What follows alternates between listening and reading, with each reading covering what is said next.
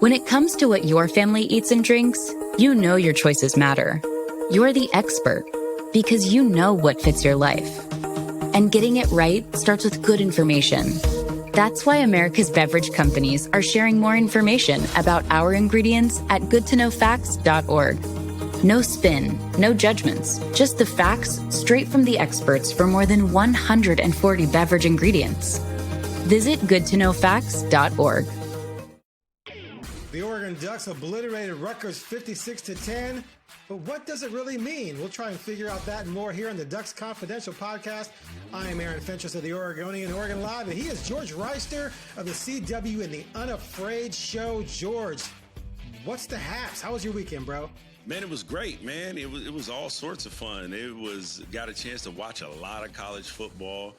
It's always good when the Ducks win. Hey, the Beavers got to win too, baby. Yeah. Go Beavers. Hey, it does not matter the opponent. A win is a win. And I just thought about it. I was like, that just shows what the rivalry between Oregon and Oregon State really is, when like you're actually happy that Oregon State got a win, but nobody's crying that Washington lost to Michigan. They're like, well, he dies, he dies. He dies. Hilarious. All right, let's get to the read here real quick. Today's episode of the Ducks Confidential podcast is brought to you by Travel Lane County, an organization that promotes travel and tourism in the Eugene, Cascades, and Coast region. Ducks fans can find out more at www.eugenecascadescoast.org. All right, real quick before we get into it, I got some new Wrighster cards in. Remember I had that 2007 tops or whatever? Yeah. And then I got in Leaf rookie and Stars rookie. Look at Wrighster. Look in action. I think that's my favorite card. That's the best photo of all the cards I've seen in you so far. That's a great picture. And we're going to get to one that I don't think is a good photo. This is a good one too. This is your upper deck. Yep. Rookie still in the Ducks uni. Look at you. Look like you looking for a backer to run over or something. He's just about to take it on. Now this one, and this is a shame because this is the Bowman Chrome rookie. Chrome, we all know in the card world, Chrome is one of the kings of the card world. And here's your rookie card. And I don't know. I hate that one. Like, are you wing on PAT? Like, yes, what's going on here? Are you in number 48? And 48. So you might wonder why I'm in 48, because at that point in time in 2003, you could not wear single digit numbers, and tight ends had to either wear 40 numbers or 80 numbers. All the 80 numbers were taken at the time because we hadn't made cuts and all of that. So, and you couldn't wear single digits, teens, none of it. So, and wide receivers couldn't wear it either. They didn't change that rule till a couple years later. And so I was in 48 for a minute, and there's only one card that I have that's worse than that. But I do on my, so I have a jersey, my rookie jersey, game worn jerseys hanging on my wall here. And it has all of my cards, all of my rookie cards surrounding it. And I even have one with Justin Peele up there. Nice. See, so I have saved in my eBay. I have this version in the refractor. Yeah. The red refractor, and I think there's a black refractor, and there's an X-fractor. Ooh. And I was going to get the whole, like, try and get the rainbow, but I can't get past the photo. Like, I want to go back and find the photo editor and be like, come on, y'all was just lazy that day. There's no way he didn't do anything else that day that you could have got a good photo. Yep. Anyway. All right. Well, I'm up. So before we get started, Aaron. Yeah. There have been a lot of people, Ducks fans, hitting me up. Uh-huh. They got questions. About what? They got questions about the Miami Hurricanes.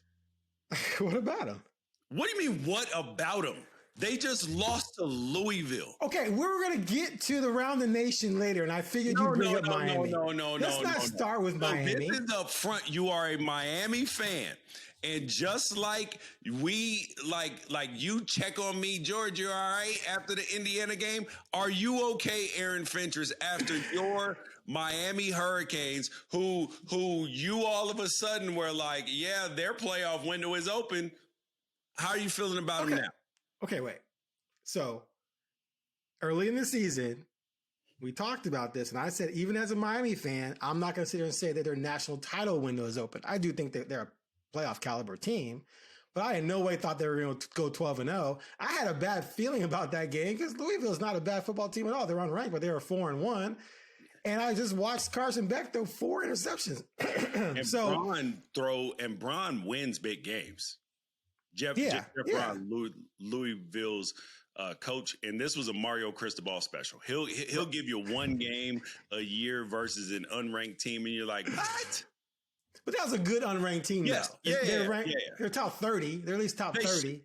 Did they move up? Are they ranked now? They're 19th now, I think. They're 19th now. Yeah, so they lost to the number 19 team. So take that.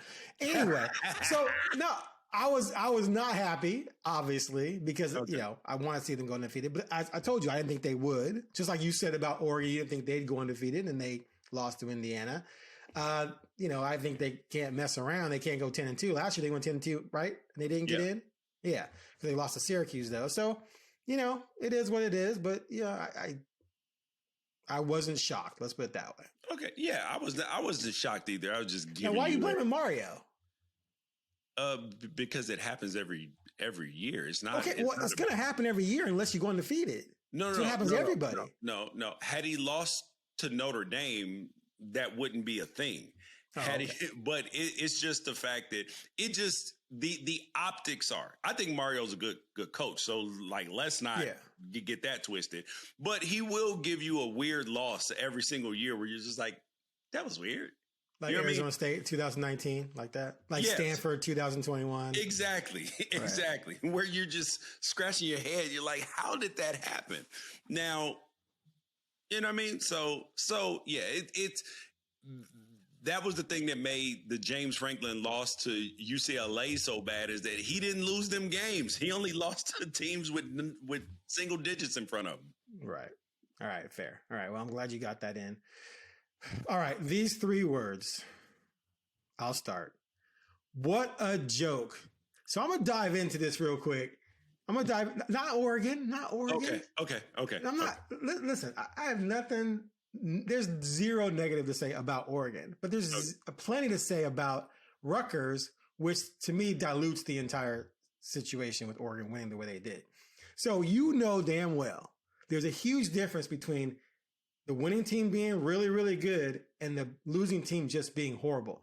Rutgers was awful. Their defense was worse than I thought it was going to be. The pass defense, there was no pressure at all. Dante, that double reverse flea flicker they ran, no one got remote penetration on that. They could have done a quadruple reverse before Dante threw the ball.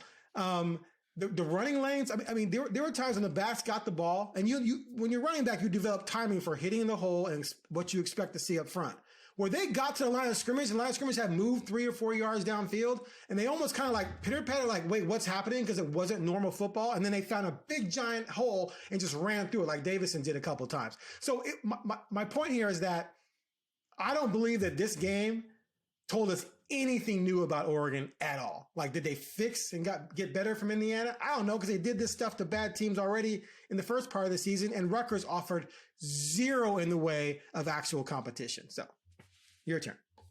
Okay.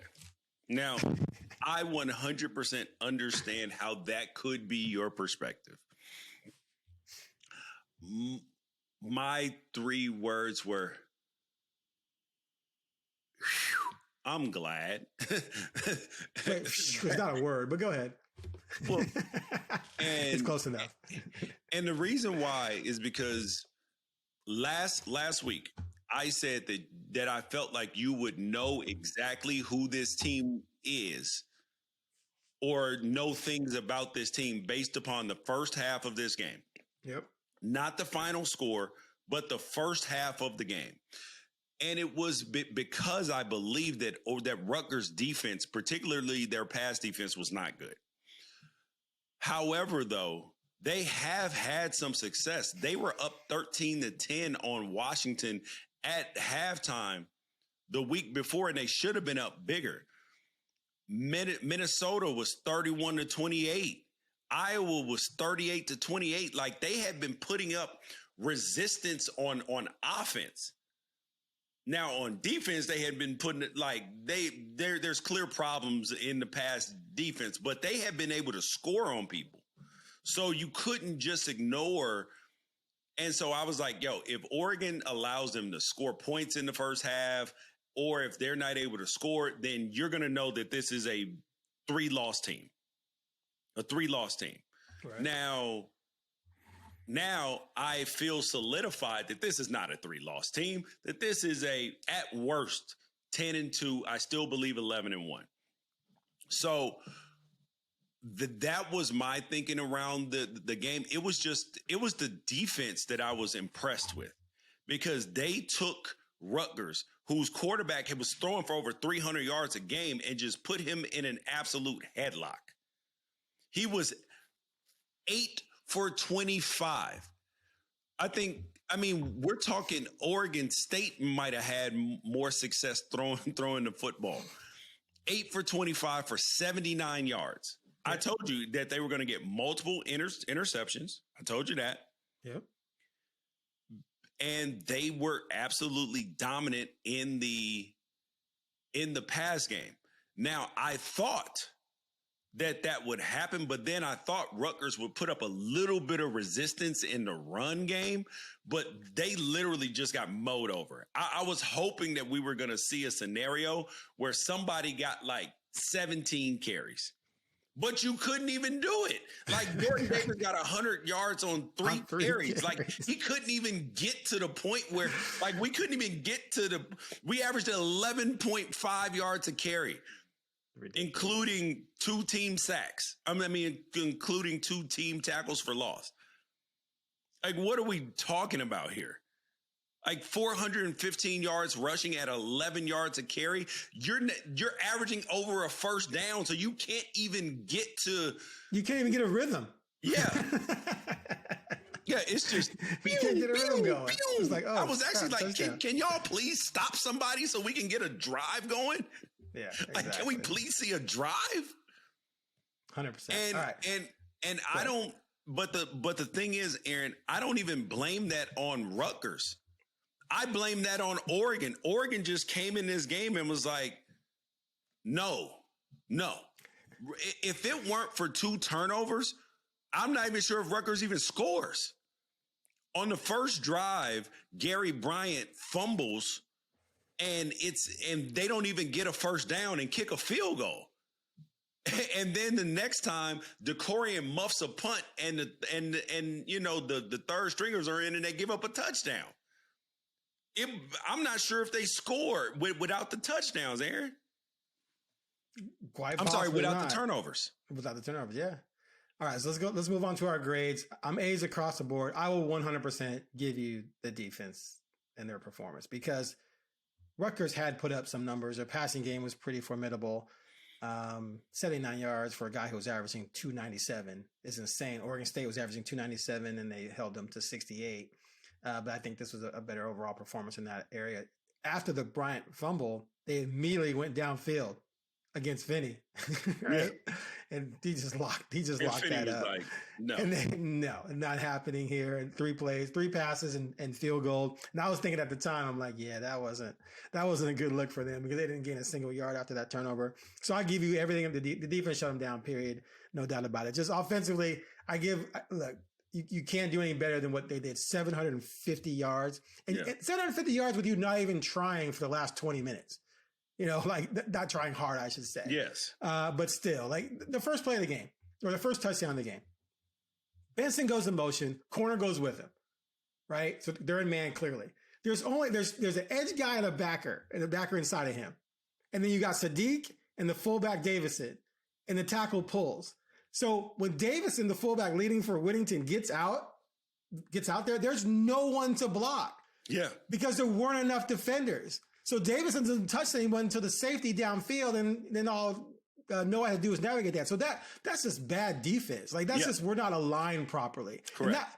And then even when they maybe were aligned properly, dudes just got completely bulldozed. It was almost like Thomas Tyner rushed for like 600 yards in high school one game, something like that. Yeah. And if you watch the film, I did hear that. Have you ever seen the film? Like Aloha's offensive line just literally moved the entire team's defense 10 yards downfield. And so before Tyner even got to his lineman, he'd gained like 8 yards. And then he just fight. So it was almost like that, where it's like, okay, Tyner, great. You got 600 yards, but look who you got against. That's how I felt in this game, where it's like, come on, you got to have some resistance at this level. So I still give him an A, but I just don't feel like I said before, that this showed me that the offense is back. But go ahead. Yeah, I mean, because part of it is converting on third downs and all of that stuff. So how many third downs? Oregon had 11 third down. Yeah, no, they went. Well, all the third downs came toward the end of the game. Toward the end, they were 8 for 11 on third down. See, that's just insane. 8 for 11. Now, yeah, it was. The corner post was nice. Yeah, it was routes on air. Exactly. It was like 7-on-7, dude. I'll give him 7-on-7. But Dante did make some throws, boy. He did. Like the corner posted the corner. That was gorgeous. Yes. A little behind him, but nice throw. Yeah. And but also in that situation, you tell the quarterback, don't miss the layup. Right. Like it would be better for him to catch the ball and get tackled than to overthrow him, trying to make a perfect throw. So, and Sadiq made 2 sick catches on 2 crazy throws.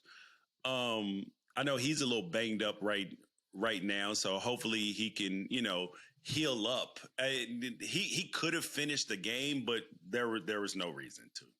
Yeah, exactly. All right. Any hidden gems? Mine is just no injuries, right? No one got seriously hurt that I remember. Yeah. Right. I'm not missing anything. Hey, Brock Thomas. What about him? He played at quarterback. Hidden gem. Okay, hidden gem. I changed my hidden gem to Brock Thomas. Or he looked pretty sharp. Yeah. Or you could say Wilson, who people have been calling for to get some time at tackle. He got some time at tackle and he looked good, but. All right. So speaking of Brock, what's going on at backup quarterback? So Novosad is still the backup, but they're not playing him unless they have to, it seems like. Yeah. I mean, he hasn't played since the Montana State game. Yeah. Since the Montana State game, we've seen Luke Moga and now we've seen Brock Thomas. And he had the back thing, right? Yes. So they may be trying to, I believe now, mind you, a lot of times I come on this program and I say things from a place of information and all of this stuff. And it's not just educated guesses. Right. This, I'm being clear, is an educated guess. So everybody don't go and be like, George said, so I think that this is just what my intuition tells me. Right. Is that from knowing college football, knowing how these things work, is that Austin Novosad is in, like, he's got some sort of injury that requires management. And they believe that they have a good chance to get him a medical red shirt, which would give him an additional year of eligibility. Right. And so regardless of whether that's for the Ducks or whether that's for just him personally, if they can not play him, I believe that that's what's going to happen. Okay. All right. I mean, that makes sense. If you don't have to use him. Yeah, because there's no other reason why he would be traveling and dressing and not playing. Right. But say if they're at Iowa 17-17 in the third quarter, Dante goes down, Austin's in. I would imagine. Yeah. Okay. All right. That's fair. Now, if the last drive of the game and we were up by 10 points at Iowa, you might see Moga. Right. Okay. Okay, so let's say medical red shirts. So he gets extra year because he and Dante are both redshirt sophomores. Yes. So then he would get that year back. So he'd have an extra year behind Dante. And if Dante were to go pro, that would give Austin 2. But if Dante comes back, that would still give Austin 1 behind after Dante left if he chose to stay. Correct. Okay. We'll see what happens there. All right. Moving on. What does all this mean? Now, you went to the Miami thing already. Miami tumbled. Do you see that? It went from 2 to like 9 or something. I try to tell you is if you put a different conference patch logo on them, they only fall 3 spots. And everybody is praising Louisville and how great they are. But Ole Miss fell like 5 spots, and they lost to Georgia. No, they fell 3 spots, Aaron. It wasn't 4? They didn't fall 8? Yeah. I guess I should call it. Yeah, they fell from 5 to 8. 4? Oh, I thought they were 4. Okay, my bad. No, Texas A&M was 4, which is by far the most overrated team in college football right now, FYI. I've been thinking the same thing. Like they're 7-0, but it seems like kind of a soft 7-0. Who have they beaten? Auburn, Florida, Arkansas, Mississippi State. They beat Notre Dame by 1. Yeah. But outside of Notre Dame, which was a 1-point win, when that should have been overturned on the last play they played a game because they had 2 dudes just absolutely get mugged. It was bad. But UTSA, Utah State, Auburn, Mississippi State, Florida, and Arkansas. Aaron, I have a question for you. Yeah. How many teams do you think that out of their 7 wins that they have played, do you think have a winning record? Without looking? Yep. 1. Notre Dame. Notre Dame. That's it. And Auburn, Mississippi State, and Florida, I think, are combined for like 1 SEC win. They're still 7-0, man. Now they got LSU. 7-0. And they only have LSU and Texas, really. Oh, Missouri. They got Missouri at Missouri. Missouri ain't, they might not be good either. I'm just saying, it's still a tough game. It's at the 15th ranker as at Missouri. Central Arkansas, Kansas, Louisiana, South Carolina, who's 3-4 right now. They're bad. UMass, Alabama, and Auburn. That's it. They played a team with, I think, one team with a winning record too as well. Because I'm not even going to count Central Arkansas. So do you think Georgia and Alabama solidified themselves as serious threats? Yes. But the issue is, I think Alabama is better than Georgia right now. Alabama beat Georgia, right? Yes. Yeah. But Georgia's first half defense is buns, bro. It is absolutely cheeks. Aaron, listen to these scores that they've given up. 41 and then 24 to Alabama, but there's nothing wrong with that. 14 to Kentucky. Kentucky's offense is trash. 10 to Auburn. Auburn's offense is trash. And then they gave up 35 to Ole Miss. And Ole Miss choked the game away at the end. Missed open wide receivers. And dude, this Georgia first half defense is a problem. But them in the second half, they are hell on wheels, buddy. All right, 2 interesting games that, Oregon fans probably were paying attention to. USC lost by 10 to Notre Dame, which not surprising. Huh? Really? You don't think Oregon fans care about that? No, I was joking. Of course they lost to USC because Lincoln Riley is soft as grandma's love. Go ahead. I want to bring this up because soft as grandma's what? What'd you say? Soft as grandma's love. Oh, okay. Because Lincoln Riley has been trying to get out of the Notre Dame game. Right. Because he's like, our conference is so tough. Yeah. Then this is your biggest rival. This is the most storied rivalry in college football, period. And you want to get out of it because the game might be a little bit tough, but aren't you USC? 11 national championships, 37,000 Heismans, blue blood in college football, Oregon's big brother and everything. And you're ducking the smoke from your biggest rival? That's why you lost. You can't go to South Bend and win if you have you don't even want to play the game. Exactly. Right. And you tell your team you don't want to play the game. Yes. You want to kill a tradition because you're scared to play the game. Teams embody their head coach. When your head coach is kind of a front runner, that's what your team is going to be. Right. And it's not Lincoln Riley's a great offensive mind. He is smart. Like, you can't say the man's a terrible head coach or nothing like that. But everybody's got a weakness, and this is his. And if he can fix that part of him, where it's like, listen, I don't care who we play, when we play, stop trying to strategize. Aaron, I promise you, he's the kind of guy that would lose a game on purpose for like seeding purposes. You're not a fan, I can tell. No, I like him. I just don't like that. Right. I got you.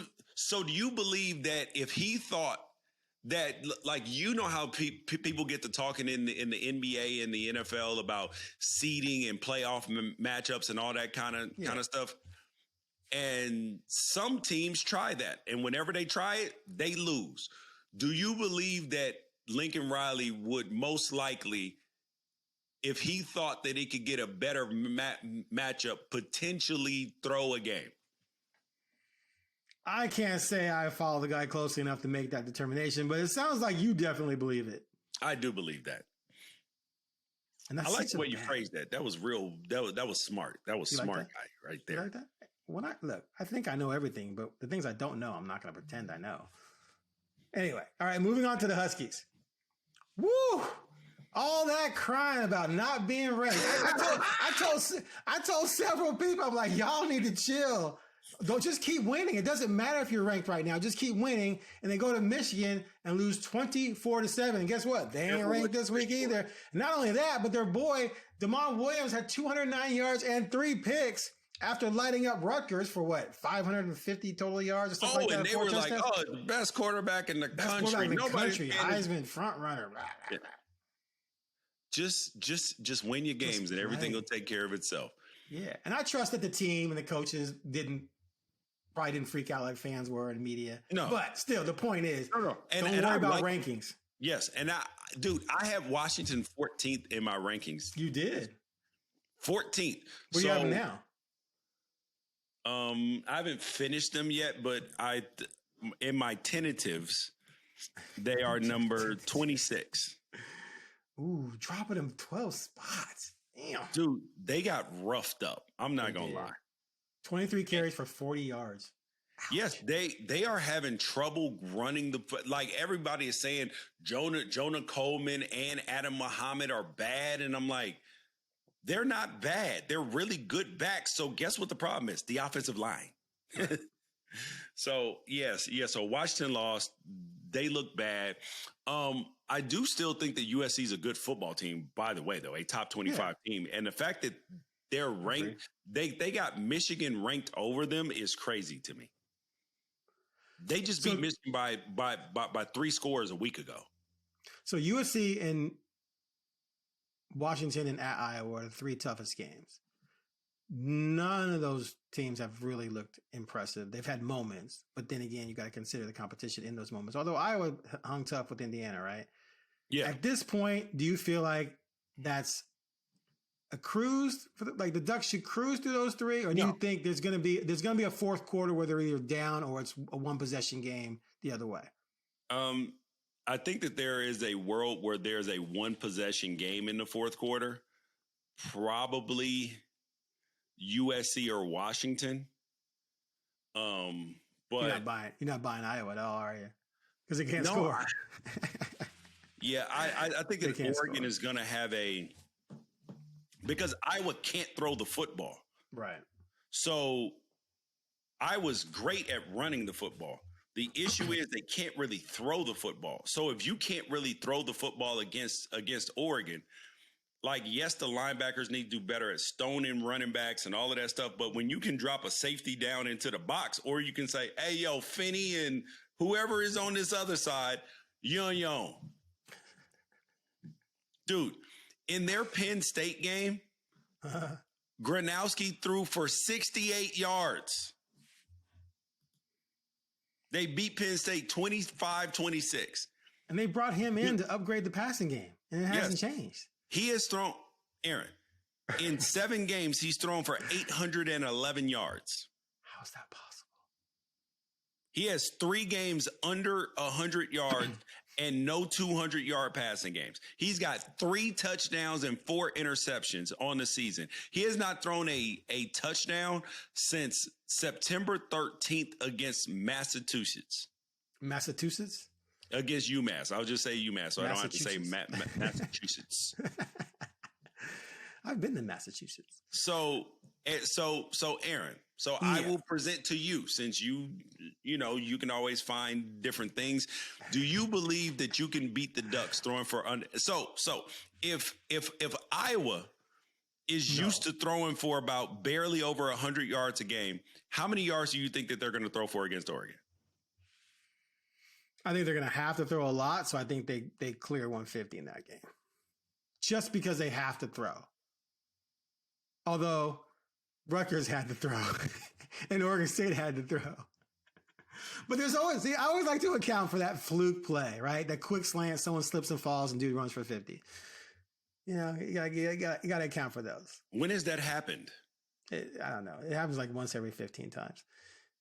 No, I'm saying, when has that happened to that Oregon team this year? Well, Montana State had a couple of decent plays in the passing game, didn't they? Yeah, true. Somebody did fall. Northwestern had the long run. Yes, they did bust coverage. Northwestern had the long run. In the very end of the game. Yep, very end of the game. Right here, baby. So, all right. So I guess it is a non-zero chance. I said 1 out of 15 times it could happen. Yeah. Something, Anyway. So, but I get your point. So, yeah, I mean, Oregon is going to clear 30 in that game.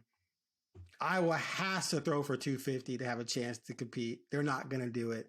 They're going to try, which means they're going to throw a bunch of picks and give up a bunch of sacks, and it's going to get even uglier. So I'm with you. I'm off that game being even scary at this point. I had that game as being a threat. I think because I wanted it to be, because I just want to see good football. Speaking of bad football, oh my God, we come off Rutgers for this. Wisconsin is a 34-point dog, dude. Iowa shut them out 37-0 2 weeks ago. They just got shut out 34-0 by Oregon State. They lost to Michigan 24-10, lost to Maryland 27-10, lost to Bama, which is fine, 38-14. So, dude, that's 10, 20, that's 34 points in their last 5 games. And they're coming to Autzen. That's less than 7 points a game. It's exactly 7 points. No, yeah, 6.99. You're right. Dude, that's even against Miami of Ohio, they only put up 17. Oh, but they dominated Middle Tennessee 42-10 though. Yeah, but they still had their quarterback at that point in time. They have been shuffling around quarterbacks. They started a walk-on last week. And this is parent weekend. I mean, I'm going anyway because I got to cover it, but yeah. I have not seen a conference game that had this sort of like if you go on ESPN, you know how they give a percentage chance to win. Yeah. What's this one? It's normally like even in like a big dog thing, it's usually like it'll be like the highest I've seen is like 8 for conference games now. Right. We're talking like 80%, 85%, but it's usually even for the Oregon Rutgers game, I think it was only like 75% or 80%. It's 97.2.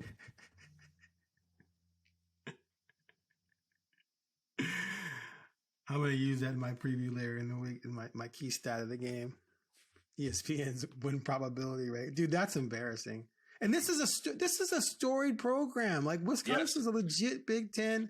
Well, it's not a blue blood necessarily, but it's an all-time, good, powerful program. If Luke Fickell is going to get fired. The answer is no. He's not going to be fired. The school just put out a press release and was basically like, he's our guy. We believe in him. We're just going to pour more resources into the program because we feel like he has been at a handicap in terms of roster. Right. Yeah. And I think that's a prudent decision for a lot of these schools, because firing a head coach, if you hire a new one, you're just going to end up right back in the same situation if you don't fix the internal problems. Right. Yeah, I mean, I don't think Franklin should have been fired, but Franklin, they had talent, right? Yeah. Wisconsin, does Wisconsin have guys? They do not have the requisite talent. I mean, the issue is that they do have talent, but they don't have. They're already at a talent deficit, right, amongst the top teams. But then you add in the fact that they don't have a quarterback, and their quarterbacks keep getting hurt. They're down to playing walk-ons.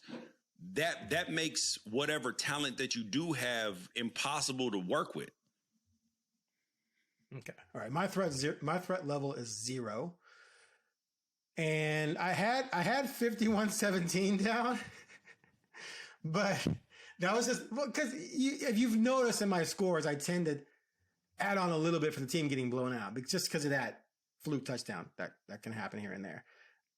Clearly, there was a fluke touchdown, not a fluke touchdown, but there was a touchdown at the end of the last game, but that only made it 10, right? Yeah, it was a pretty fluke touchdown. Yeah, because you had both of their scores came off turnovers. Yeah, and so that would have been my ugly for the game. Would have been 2 turnovers, and apparently we can't kick field goals again.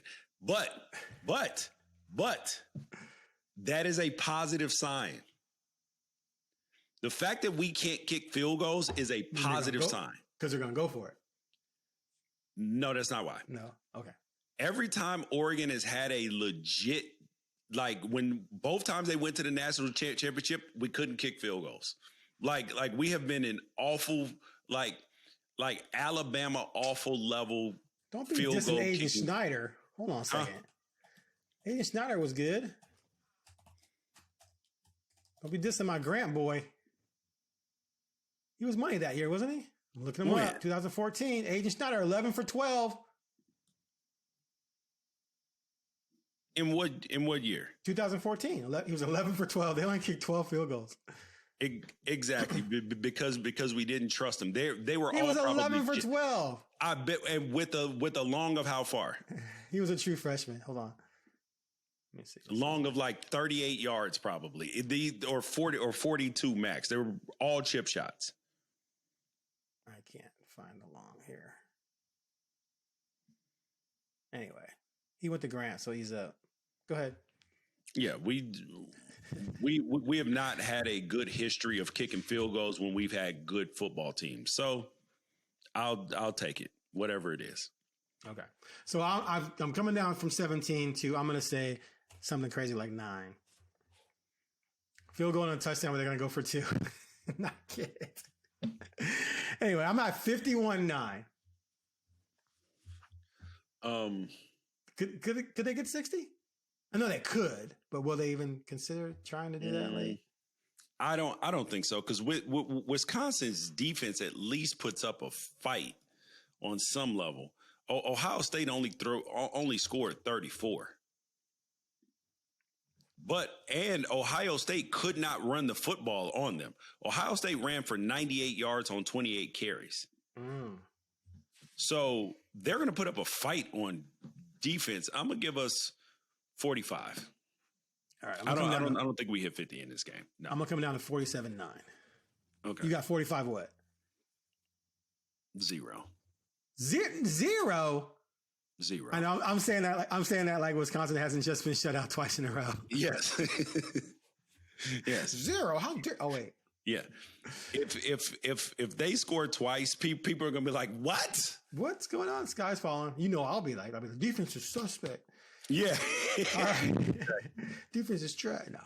All right. Anything else? I mean, this is the first 4 weeks. At least when they were playing, teams that were going to smoke, at least we were still discovering there's newness, right? We had Dante and they were new starters and there was some, but now we've sort of gotten through the weeds and had a couple of big games and a big loss. And now you got Rutgers and Wisconsin. It's just like, really 2 50-point blowouts potentially. So we just got to clear this. And then we got an off week and then things kick into gear, right? We got Iowa, Minnesota, USC, UW. So we're just in a really soft part of the schedule. So it is what it is. It happens, man. Nope. I know. Nope. That's it. It's what happens when you're really good, right? Go Ducks. All right. Today's episode of the Ducks Confidential Podcast was brought to you by Travel Lane County, an organization that promotes travel and tourism in the Eugene, Cascades, and Coast region. Ducks fans can find out more at www.eugenecascadescoast.org. All right. We'll catch you later in the week when we preview this game, I guess.